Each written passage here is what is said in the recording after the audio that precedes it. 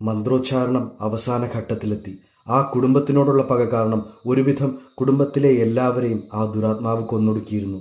അവസാനം ശേഷിച്ച 8 പേർ ചേർന്ന് ദത്തൻ തിരുമേനിയെ സമീപിച്ചു.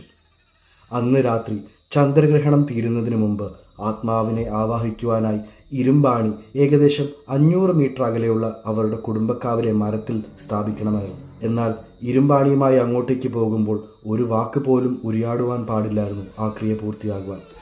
ആ ആത്മാവ് എന്തൊക്കെ ചെയ്താലും ശബ്ദമുണ്ടാക്കാതെ ഉരിയാടാതെ അത്രയും ദൂരം കുറഞ്ഞ സമയം കൊണ്ട് എത്തിച്ചേരുവാൻ ആരുണ്ട് എന്നറിയാൻ വേണ്ടി ദത്തൻ തമ്പൂതിരി ആ കുടുംബത്തിനോട് ചോദിച്ചത് എന്താണെന്ന് നിങ്ങൾക്കറിയാമോ?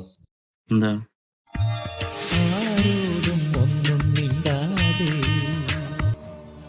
കുടുംബത്തിൽ ഏറ്റവും ഇളയതാണെങ്കിലും കണ്ണൻ അതിനുവേണ്ടി സമ്മതിച്ചു.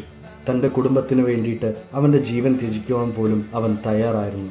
എങ്കിലും ഇരുമ്പാണി കയ്യിൽ സ്വീകരിക്കുന്നതിന് മുമ്പ് അവൻ്റെ മനസ്സിലൊരു സംശയം വന്നു. കാവിലെ ഏത് മരത്തിലാണ് താനിത് സ്ഥാപിക്കേണ്ടത്? ഈ സംശയം ആരാഞ്ഞപ്പോൾ മന്ത്രവാദി അവനോട് മറുപടിയായി പറഞ്ഞത് എന്താണെന്ന് നിങ്ങൾക്കറിയാമോ? എന്താ? Thank you.